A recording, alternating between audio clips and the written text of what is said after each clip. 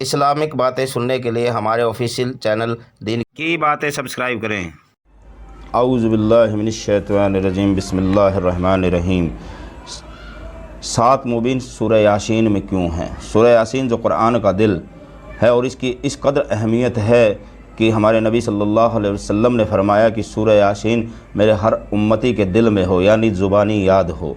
قرآن کا ہر لفظ اللہ کا پیغام ہے۔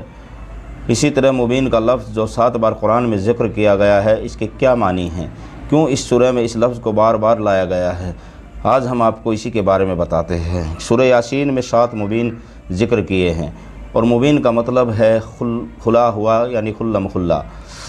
نمبر 1 امام مبین۔ سب سے پہلے امام مبین کا ذکر کیا ہے، جس سے یہاں پر لوح محفوظ کا مطلب لیا گیا ہے، یعنی اللہ نے صاف واضح کر دیا کہ جو کچھ تم کر رہے ہو یا کرو گے سب کچھ لوح محفوظ میں لکھا ہوا ہے، اور کل تم جو اللہ کے پہنچو گے تو ان اعمال کے بارے میں تم سے پوچھ ہوگی۔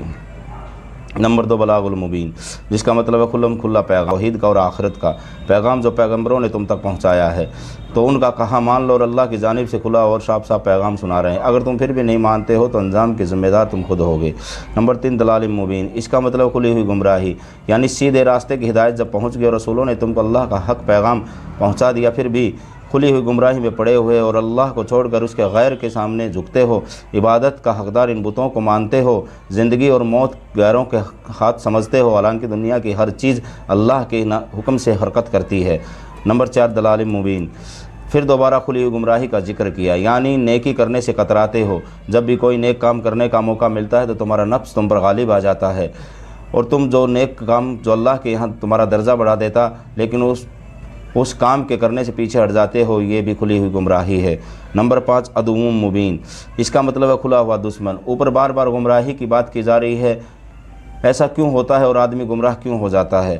تو اس کا جواب یعنی اسی لفظ یعنی عدو مبین میں دیا ہے کہ شیطان جو تمہارا کھلا ہوا دشمن ہے، وہی ہے جو تم سے یہ گمراہی کے کام کرواتا رہتا ہے، جس کی وجہ سے تم بلاغ المبین یعنی کھلم کھلا پیغام کو نہیں سمجھ رہے اور عدو مبین کھلا ہوا دشمن کے ہتھے چڑھ رہے ہو۔ نمبر 6 قرآن مبین، جب شیطان ہمیں اتنی آسانی سے گمراہیوں میں دھکیل دیتا ہے تو اب سوال اٹھتا ہے کہ اس کھلے ہوئے دشمن سے بچیں کیسے؟ تو اسی کا جواب دینے کے لیے اور دشمن سے نمٹنے کے لیے قرآن مبین کا ذکر کیا گیا، یعنی قرآن ایسی کتاب ہے جس کو اگر اپنا رہبر اور لیڈر مان لوگے تو انشاءاللہ ہدایت پا جاؤ گے، اللہ کی رضا حاصل کرو گے، تم پر شیطان قابو نہیں پا سکے گا، جنت تمہارا ٹھکانہ ہوگا۔ لیکن چونکہ قرآن کو تم نے سینے سے نہیں لگا، اس لیے شیطان تمہیں اچک لیتا ہے اور تم آسانی سے برائی میں پڑ جاتے ہو۔ نمبر 7 خصیم مبین، اس کا مطلب ہے کھلم کھلا جھگڑا کرنے والا، یعنی قرآن تو کھلا ہوا پیغام ہے، پھر بھی ہم عمل کیوں نہیں کرتے؟ حقیقت یہ ہے کہ شیطان تو کرتا ہی ہے، لیکن انسان بھی خصیم مبین ہو جاتا ہے، یعنی یہ خود جھگڑالو ہے۔ شیطان تو حملہ کرتا ہی ہے، لیکن اس کا نفس بھی بہت جھگڑالو ہے، یہ نبیوں سے جھگڑے کرتا ہے، ایمان کی بات پر بحث کرتا ہے، حالانکہ اس کا انسان ایک ناپاک نطفے سے بنا ہوا اور اللہ کے بارے میں جھگڑنے لگتا ہے۔ اللہ تعالیٰ عمل کی